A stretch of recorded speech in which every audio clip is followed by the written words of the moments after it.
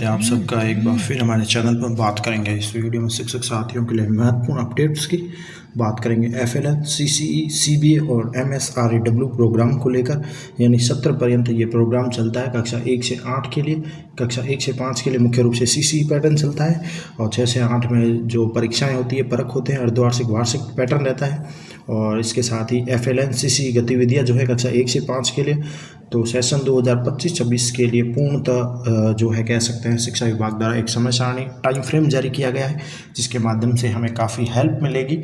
जो new session शुरू हो चुका है 25-26 का, समस्त शिक्षक साथियों के लिए इम्पोर्टेंट वीडियो है, जिसमें शिक्षा विभाग के द्वारा एक पूरी कार्य योजना तैयार करके दी गई है इस बार कि FLN, CCE और CBA, MSRAW जो कार्य योजना रहेगी इस बार, किन किन समय पर कौन से एग्ज़ाम लेने हैं, क्या क्या प्रोग्राम रहेगा, पूरे सत्र वाइज वो पूरी डिटेल है। वीडियो को लाइक करें, शेयर करें अपने शिक्षक साथियों के साथ, वीडियो को हाइप भी दें। चलिए शुरू करते हैं इस वीडियो को। पहली बार है तो सब्सक्राइब कर लें। तो जो सेशन 25-26 है, इसमें जो है सरकार द्वारा जो योजना तय की गई है, मुख्यमंत्री शिक्षित राजस्थान अभियान का भी टेस्ट होगा, FLN गतिविधियां भी है, CCE पैटर्न के आधार पे आकलन योजनाएं भी है। इसी को लेकर हम महत्वपूर्ण अपडेट्स लेकर आए हैं इसमें। तो विभाग का लक्ष्य यही है कि 2020 की शिक्षा नीति के अकॉर्डिंग प्राथमिक विद्यालय में जो है बच्चे मूलभूत साक्षरता और संख्या ज्ञान प्राप्त कर लें। बुनियादी जो साक्षरता है और सीखने की जो आवश्यकता है, जैसे पढ़ना लिखना, अंक गणित, मुख्य रूप से बच्चों को आनी चाहिए। निपुण भारत में भी यही प्रोग्राम है। इसके साथ ही उनका उद्देश्य है कि बच्चे हेल्थ वेलबींग हो, अच्छे स्वास्थ्य विकास को प्राप्त करें, एक अच्छे इफेक्टिव कम्युनिकेटर बने, यानी संवाद स्थापित कर सके, साथ ही इन्वॉल्व लर्नर बने। इसके लिए जो है अब कक्षा 3 से 8 के विद्यार्थियों में बुनियादी संख्या ज्ञान साक्षरता को विकसित करने के लिए एक टाइम फ्रेम है, जिसमें शिक्षक द्वारा अपनी शिक्षण योजना, जिसमें भाषा व संख्या ज्ञान शिक्षण के लिए 4 खंडीय शिक्षण विधा पेडालॉजी का भी उपयोग किया जाए। ये मार्गदर्शिका रखी गई है शिक्षकों के लिए कि वो जो है रीडिंग राइटिंग पढ़ना लिखना है, सेल्फ सेलेक्टेड रीडिंग स्वचयनित पढ़ना है, राइटिंग वर्कशॉप, लेखन कार्यशाला है, शब्दों के साथ कार्य करना जैसी गतिविधियां आयोजित करें और इसके माध्यम से बच्चों में ये कौशल विकसन करें। यानी कह सकते हैं कि मुख्य रूप से फोकस जो है भाषा व संख्या ज्ञान को लेकर है। इसी को लेकर पूरा टाइम फ्रेम रहेगा और विभिन्न प्रकार की गतिविधियां करवानी है विद्यालय स्तर पर। मौखिक भाषा का विकास करना, शब्द पहचान करना, पढ़ना लिखना, ये तो हम कई ट्रेनिंगों में भी देखते ही हैं, वही है। बुनियादी संख्या कौशल विकसित करना बच्चों में, मौखिक गणित वार्ता है, कौशल शिक्षण है, कौशल अभ्यास है, गणित के खेल खिलाना, इंडोर आउटडोर गेम है, पहेलियाँ चुनौतियाँ हैं। अब इन सब के साथ ही इसमें वीडियो हम जानेंगे कि क्या क्या करने योग्य कार्य है कक्षा स्तर पर, कक्षा 1 से 5 और 6 से 8 के लिए, वो भी जानेंगे। तो सबसे इम्पोर्टेंट है कि इन सब क्रियाओं का जो है मूल्यांकन भी होना जरूरी है। तो मूल्यांकन के लिए एक तो मुख्यमंत्री शिक्षित राजस्थान अभियान MSRA रहेगा, जो समस्त राजकीय विद्यालय में रहेगा, जैसा कि यहाँ पर क्लियर किया गया है। आपको बता देते हैं कि MSRA जो है समस्त राजकीय विद्यालयों में प्राथमिक उच्च माध्यमिक MGS और PMC में कक्षा 1 से 5 के विद्यार्थियों के शैक्षिक उन्नयन के उद्देश्य से और FLN, CCE, CBA आधारित आकलन और ORF का संचालन किया जा रहा है। गत वर्ष में भी हुआ था और आगामी इस सेशन में भी ये रहेगा, अब ये भी रहेगा। इसके साथ ही बात करें तो CCE, ABL, CCP और इन पे आधारित गतिविधि आधारित शिक्षण करना मुख्य उद्देश्य है। दक्षता आधारित आकलन जो CBA है और वो भी होगा, यानी आकलन मूल्यांकन संबलन की बेहतर समझ के लिए योगात्मक आकलन तो होगा ही, SA1, SA2, SA3। इसके साथ ही CBA भी प्रस्तावित है। अब इन्हीं उद्देश्यों की पूर्ति के लिए ये टाइम फ्रेम जारी किया गया है इस वीडियो में और इस ऑर्डर में। अब बात करें तो FLN के उद्देश्य, CCE, CBA और ORF के क्रियान्वयन के क्या क्या निर्देश दिए गए हैं, वो सबसे इंपॉर्टेंट है, हमारे सत्र पर्यंत काम आएंगे शिक्षक के रूप में। तो सबसे पहले है कि आधार रेखा मूल्यांकन और पदस्थापन की प्रक्रिया करनी है बच्चों की। तो सत्र आरंभ में ही बच्चों के पूर्व कक्षा की जो भी है कार्य, उनका दौरान कार्य कराने के पश्चात एक व्यापक कार्य पत्र यानी वर्कशीट या प्रश्न पत्र प्लेसमेंट टूल द्वारा बच्चों का आकलन किया जाए। तो यानी जो भी बच्चे हैं पूर्व कक्षा के हैं, चाहे वो किसी भी क्लास से आए हैं, तो पूर्व कक्षा के कार्यों का दौरान के लिए एक कार्यपत्र हम करा सकते हैं उनको आधार रेखा मूल्यांकन के रूप में, या पदस्थापन की प्रक्रिया के लिए प्रश्न पत्र तैयार करके बच्चों को देना है ताकि उनका स्तर माप सकें। इसके लिए अब 2 ऑप्शन इन्होंने निर्धारित किए, पदस्थापन और आधार रेखा मूल्यांकन।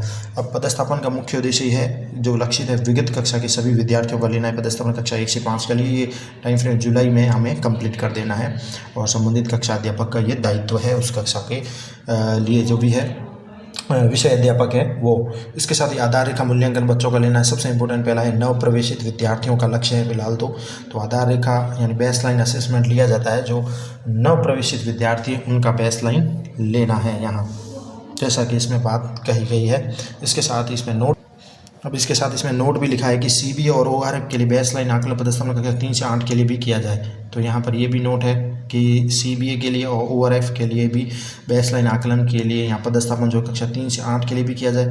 साथ ही सीसी के लिए बेसलाइन आकलन कक्षा 1 से 5 के लिए किया जाए। इन कुल मिला के 2 तरह से यहाँ पर क्लियर किया गया है। एक तो आधार रेखा मूल्यांकन जो है नव प्रवेश विद्यार्थी को तो लक्ष्य है, उनको तो लेना ही है, लेकिन सीसी के लिए कक्षा 1 से 5 के लिए जो भी विद्यार्थी है उन सब का हमें जो कह सकते हैं कि आधार रेखा मूल्यांकन लेना है। तो यहाँ पर 2 क्लियर है। एक तो नव प्रवेशित विद्यार्थियों का आधार रेखा मूल्यांकन तो हमें लेना ही है, बेसलाइन असेसमेंट, जबकि सीबीए ओआरएफ के लिए जो है उनके लिए कक्षा 3 से 8 के लिए भी एक प्रकार से उनका बेसलाइन लेके उनके जो है स्तर मापना है। और सीसी के पैटर्न में तो कक्षा 1 से 5 के लिए सभी का जो है बेसलाइन करना है। इसके बाद आता है जो ऑप्शन है इन्होंने बताया है टाइम फ्रेम में कि समूह निर्धारण करना। समूह निर्धारण का इंपॉर्टेंट कार्य है समूह निर्धारण, यानी सत्र के आरंभ में ही ये जो हम बेसलाइन लेते हैं उसके बाद योगात्मक आकलन के पश्चात विद्यार्थियों की दक्षताओं के आधार पर समूह निर्धारण किया जाता है। अब समूह का निर्धारण इस प्रकार से होता है कि एक समूह एक जो कक्षा स्तर के अनुरूप वाले यानी उसी कक्षा की दक्षता जो रखते हैं वो होते हैं, और समूह 2 में भी बच्चे जो कक्षा स्तर से न्यून दक्षता वाले होते हैं। ये हमें आधार रेखा या बेसलाइन जो लेते हैं उसके आधार पर या जो योगात्मक आकलन है उसके पश्चात हमें लगभग मिल जाता है कि कौन सा बच्चा किस कक्षा स्तर का है, यानी बेसलाइन से ही निर्धारित लगभग हो जाता है। अब इसके बाद हमें गतिविधि आधारित शिक्षण करना है समूह 2 के बच्चों के साथ, ताकि वो समूह 1 में आ सके।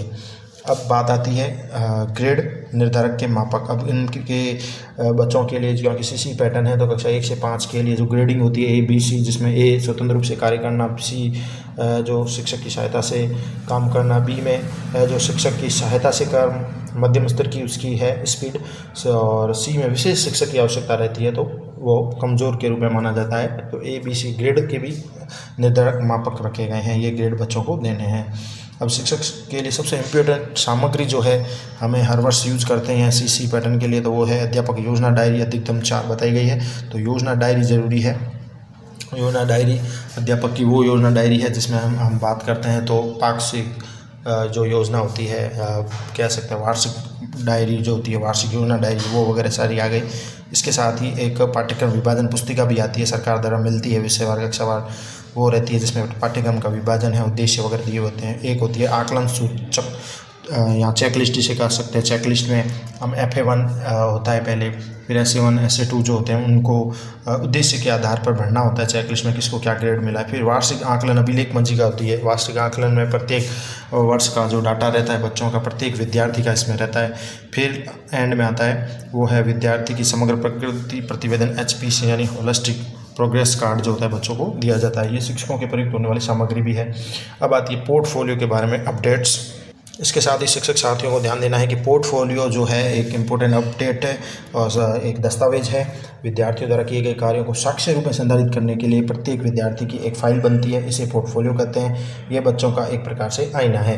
तो ये हमें पोर्टफोलियो संधारित करने हैं। विद्यालय के प्रत्येक कक्षा में नामांकित बच्चों के लिए विद्यार्थीवार जो है पोर्टफोलियो संधारित की जाए। निश्चित अवधि में बच्चे दैनिक साप्ताहिक जो भी कार्य करें उनको उसमें साक्ष्य के रूप में हम संधारित करें।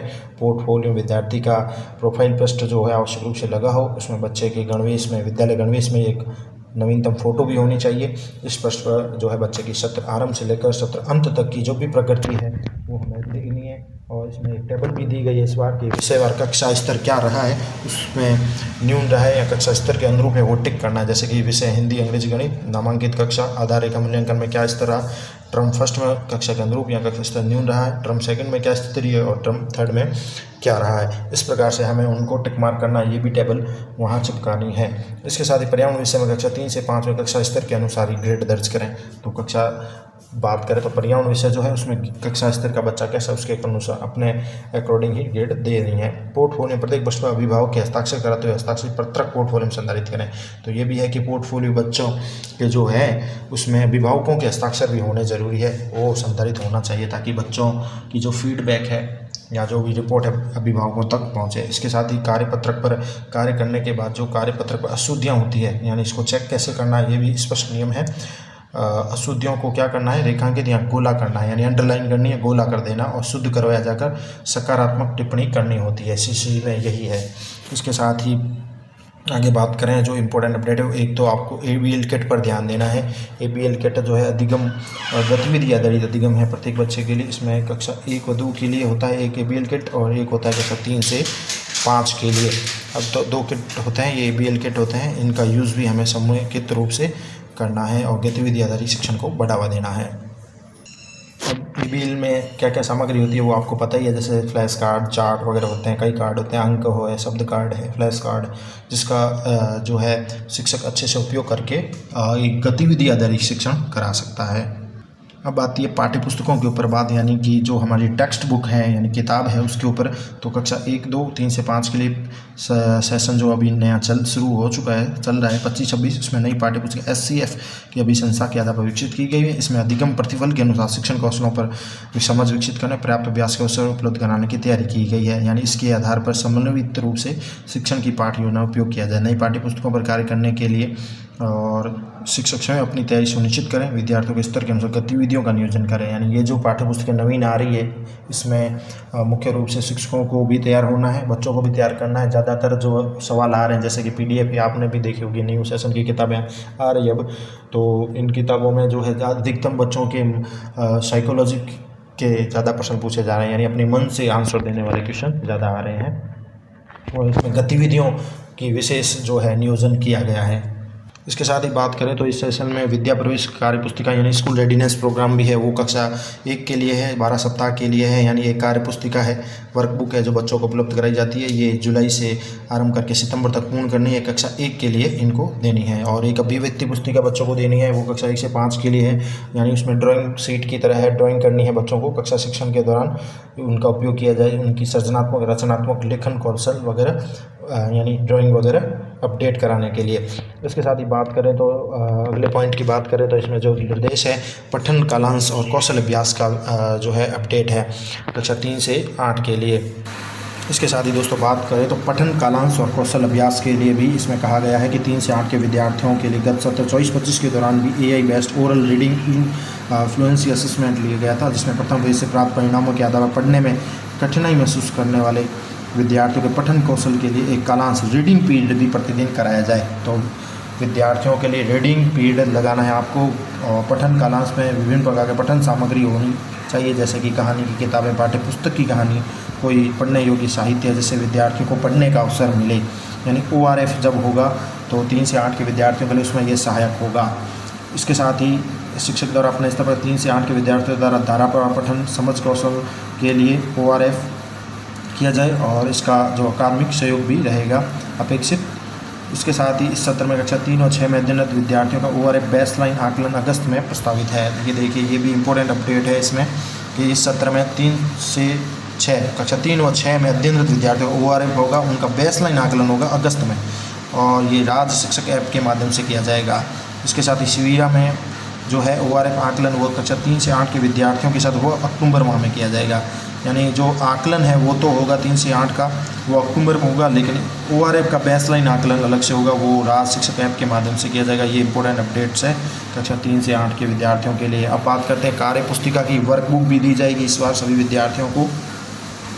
कार्य पुस्तिका की बात करें तो विद्यार्थियों को बेसलाइन और ORF आकलन से प्राप्त दक्षता के आधार पर रिकवरी करने के लिए पृथक पृथक समूह का निर्माण कर 100 दिन की जो है उपचारात्मक शिक्षण रहेगी, जिसके लिए ये कार्य पुस्तिकाएँ दी गई है। पहल, प्रयास, प्रभाव और प्रखर, यानी कक्षा 3, 4, 5 और 6, 7 और 8 के लिए ये पुस्तिकाएँ हैं। ये भी हमें बच्चों को देनी है और ABL किट का प्रयोग करते हुए, कार्य पुस्तिका का उपयोग करते हुए बच्चों का जो है शिक्षण कार्य करवाना है।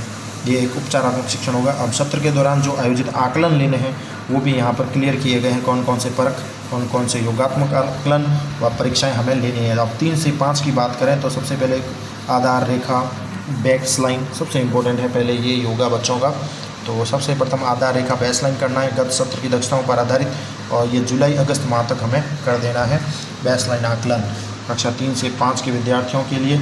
और इसके साथ ही बात करें तो योगात्मक आकलन फर्स्ट SA1 होगा। शिविरा पंचांग के अनुसार यह सितंबर के द्वितीय सप्ताह में प्रस्तावित है। इसमें 45% पाठ्यक्रम निर्धारित है। इसके साथ ही AI आधारित दक्षता आधारित आकलन फर्स्ट होगा, वो अंग्रेजी, गणित, हिंदी विषय 3 विषयों का होगा। और ये लगभग है दिसंबर में होगा। इसके साथ ही योगात्मक आकलन SA2 होगा, वो होगा आपके जनवरी माह में द्वितीय सप्ताह में, और 40% पाठ्यक्रम ये कवर करेगा।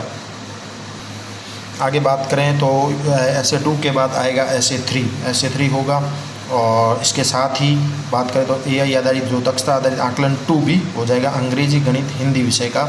और इसमें ये रखा गया है आपके अप्रैल माह का तृतीय सप्ताह शिविर पंचांग के अनुसार 15% पाठ्यक्रम हो जाएगा कक्षा 3 व 4 के लिए, और 5वीं तो है वो बोर्ड रहेगी। तो ये 3 से 5 के लिए पैटर्न रहेगा। बात करें तो CC आधारित ये पैटर्न है। अब बात करेंगे कक्षा 6 से 8 के लिए। कक्षा 6 से 8 के लिए इन्होंने जो प्रोग्राम सेट रखा है इस बार, टाइम फ्रेम जो योजना इनकी वो प्रथम परख है, शिविरा पंचांग के अनुसार 18 से 20 अगस्त तक है। द्वितीय परख होगा वह 13 से 15 अक्टूबर है, और इसी सप्ताह में यानी 13 से 15 अक्टूबर में ही ORF आकलन फर्स्ट कक्षा 3 से 8 का आयोजन किया जाएगा। अर्धवार्षिक परीक्षा व जो है दक्षता आधारित आकलन फर्स्ट होगा इनका शिविरा के अनुसार दिसंबर 2025 12 से 24 दिसंबर रहेगा। कक्षा 6 से 8 के लिए जो 3 विषय हैं अंग्रेजी हिंदी गणित, इसमें 20 अंक का दक्षता आधारित आकलन रहेगा, तो 50 अंक का पेपर हो जाएगा। इस प्रकार से आगे बढ़ें तो इसके साथ ही इन्होंने दिया है कक्षा 6 से 8 के लिए अंग्रेजी गणित के अतिरिक्त जो शेष विषय हैं उनमें 70 अंक का पेपर हो जाएगा। और यहाँ पर है दक्षता आधारित आकलन इन तिथियों के लिए मध्य 3 दिवस, और शेष कक्षाओं में बात करें तो विषयों में पूर्वत अंक विभाजन ही रहेंगे। और तृतीय परख की बात करें तो इनके लिए शिविरा के अनुसार फरवरी में प्रस्तावित है 2026 में 5, 6 और 7 फरवरी। और इसी सप्ताह बात करें तो ORF 2 का भी आयोजन होगा, कक्षा 3 से 8 का आयोजन होगा फरवरी में। बात करें वार्षिक परीक्षाओं की और दक्षता आधारित आकलन 2 की, तो वो अप्रैल 2026 में 23 अप्रैल से 8 मई तक रहेगा। कक्षा 6 व 7 के लिए अंग्रेजी गणित हिंदी में 20 अंक का वो टेस्ट हो जाएगा, और शेष पेपर 80 अंक का रहेगा। 6 व 7 के लिए अंग्रेजी गणित हिंदी के अतिरिक्त शेष विषयों में पूरे 100 अंक का पेपर रहेगा। शेष कक्षा विषयों में पूर्वत अंक विभाजन रहेगा, और बाकी 8वीं में है तो बोर्ड परीक्षा का आयोजन रहेगा। कक्षा 6-7 में हिंदी अंग्रेजी गणित के लिए प्रत्येक विषय में कुल 40 अंकों का जो है दक्षता आधारित आकलन हो जाएगा, और कक्षा स्तर की परीक्षा 160 अंक की रहेगी। इस प्रकार प्रत्येक विषय में कुल 200 अंकों का योग हो जाएगा। 6 और 7 में हिंदी अंग्रेजी गणित के अतिरिक्त जो शेष विषय हैं उनमें प्रत्येक 200 अंक का पेपर रहेगा। कक्षा स्तर के अनुसार प्रत्येक विषय के कुल अंक का योग 200 हो जाएगा। अब ग्रेड निर्धारण टूल्स के लिए है वो रचनात्मक योगात्मक आकलन के निम्न दस्तावेजों के आधार पर ग्रेड का निर्धारण भी किया जाना है। अब ग्रेड निर्धारण जो होता है अध्यापक योजना डायरी की समीक्षा और स्व अनुभव के आधार पर शिक्षक के द्वारा जो पाक्षिक योजना तैयार की जानी है, जिसमें कक्षाओं के समूह आधारित समूह बनाए जाते हैं, उसके बाद गतिविधि आयोजन करते हुए शिक्षण करना है। और कक्षा कार्य भी बच्चों को देना है, शिक्षण के दौरान गृह कार्य भी दिया जाए, पोर्टफोलियो संधारित किया जाए। जो कार्य पत्रक देते हैं बच्चों को कराए जाते हैं रिकॉर्ड के रूप में, हमें पोर्टफोलियो में संधारित करने हैं। पेपर पेंसिल टेस्ट है, दक्षता आकलन लेने हैं बच्चों के। कार्य पुस्तिका और कार्य पुस्तिका पर टिप्पणी भी करनी है सकारात्मक शैक्षिक सुधार के लिए। अभिभावक संवाद भी करना है, यानी कह सकते हैं कि PTM मीटिंग वगैरह है, शैक्षिक सम्मेलन प्रदान करने के लिए अभिभावकों से उनकी रिपोर्ट साझा की जाए। शिक्षक संवाद रखना है, अध्यापक आपस में चर्चा कर विद्यार्थियों की शैक्षिक प्रगति को करें। अभिव्यक्ति पुस्तिका है जो बच्चों को ड्राइंग बुक के रूप में दी गई है। अब बात करते हैं शालाध्यापक शिक्षा ऐप ऑनलाइन प्रविष्टि को लेकर अपडेट की, तो समय सारणी ये भी दी गई है। शालाध्यापन पर शिक्षक ऐप पर ऑनलाइन प्रविष्टि क्या क्या करनी है। प्रथम परख की ये रहेगी 18 से 20 अगस्त तक जुलाई में। आकलन फर्स्ट यहाँ SA1 की जो है शिविरा के अनुसार सितंबर का द्वितीय सप्ताह रहेगा। द्वितीय परख की है जो 13 से 15 अक्टूबर रहेगी। और पोर्टल शिक्षक ऐप ऑनलाइन प्रविष्टि समय अवधि इसमें नवंबर बताई गई है। अर्धवार्षिक परीक्षा जो है AI आधारित जो भी दक्षता आधारित आकलन फर्स्ट रहेगा शिविरा के अनुसार दिसंबर में रहेगा, 12 से 24 दिसंबर। माह जनवरी में इसकी प्रविष्टि के लिए बोला गया है शिक्षक ऐप के माध्यम से। योगात्मक आकलन 2 SA2 होगा, वो शिविरा के अनुसार जनवरी के द्वितीय सप्ताह में होगा। तृतीय परख जो रहेगा वो शिविरा के अनुसार फरवरी 2026 में 5, 6, 7 फरवरी को माह फरवरी में प्रस्तावित है। वार्षिक परीक्षा SA3 और ARA आधारित जो आकलन 2 रहेगा वो अप्रैल 2026 में 23 अप्रैल से 8 मई को रहेगा, और अप्रैल मई में इसकी प्रविष्टि करनी है। अब शालाध्यापन पोर्टल पर सतत पर्यंत बात करें तो निम्नानुसार प्रविष्टि भी की जानी है। तो जिस प्रकार से योगात्मक आकलन की शैक्षिक प्रगति को विद्यार्थी व पोर्टल पर दर्ज किया जाना, इन्हीं के आधार पर जो HPC तैयार किया होगा, यानी होलिस्टिक रिपोर्ट कार्ड तैयार होगा। जो हम एंट्री करेंगे उसके आधार पर रिपोर्ट कार्ड बनेगा। शिक्षक, अभिभावक और विद्यार्थी बैठक भी जरूर लेनी है। SA1, SA2 और SA3 के समय आयोजित की जाए, जिससे विद्यार्थी की प्रगति अभिभावकों के साथ साझा की जा सके। और आकलन फर्स्ट, आकलन 2 के बाद भी शैक्षिक प्रगति को अभिभावकों के साथ साझा करना है।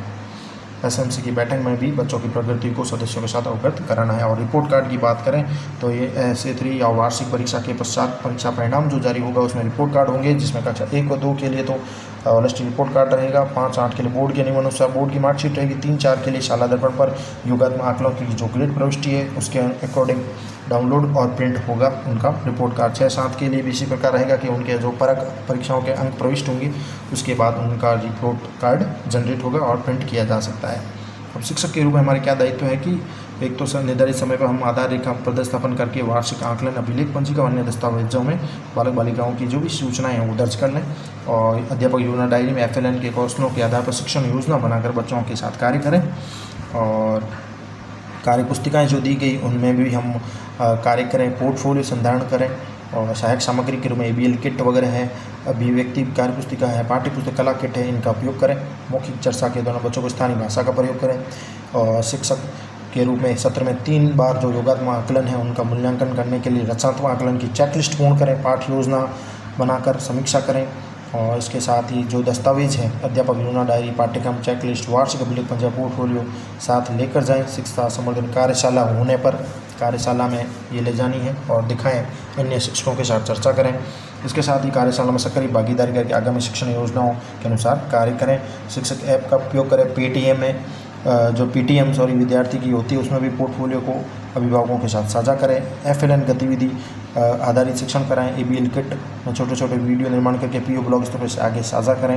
रेमेडिएशन कार्यक्रम में उपचारात्मक शिक्षण का कार्य करें। विद्यार्थियों को कार्य पुस्तक का नियमित अभ्यास कराएं और AI आधारित जो भी आकलन है उसमें OCR को निर्धारित अवधि में पोर्टल पर अपलोड कराएं। ये शिक्षक के कर्तव्य हैं। संस्था प्रदान की बात करें तो संस्था प्रदान के रूप में क्रमवार पाठ्यक्रम विभाजन, अध्यापक योजना डायरी, आधार रेखा संधारण कराना, पोर्टफोलियो को अपडेट कराना, रचनात्मक आकलन दर्ज करवाना, SMC अभिभावक बैठकों में विद्यार्थियों की शैक्षिक प्रगति साझा करना, शिक्षकों की विभिन्न समस्याओं का निराकरण करना, शिक्षण कार्य के दौरान बच्चों को सुलेख वर्तनी सुधार का कार्य करवाते गृह कार्य की जांच करना, गतिविधि के अंदर शिक्षकों द्वारा किए जा रहे कार्यों में सहयोग मार्गदर्शन प्रदान करना, क्लस्टर कार्यशालाओं के निर्धारित समय शिक्षकों को उपस्थिति के लिए पाबंद करना। ये कह सकते हैं कि संस्था प्रदान के रूप में उनके कार्य हैं। तो ये महत्वपूर्ण कार्य है। जुलाई में ही शाला दर्पण पर विद्यार्थियों पर पत्र 5, 7, 9 पूर्ण करना, समय पर अपडेट करना। सत्र आरंभ में ही शाला दर्पण पर कक्षा अध्यापक, विषय अध्यापक मैपिंग पूर्ण कर लेना, समय पर इसको अपडेट करना। तो ये कुछ महत्वपूर्ण अपडेट्स थे हम सभी के लिए। शिक्षक के रूप में माने, संस्था प्रधान के रूप में माने, टीचर के रूप में माने, तो सभी जो है वर्ष पर्यंत किए जाने वाले कार्य की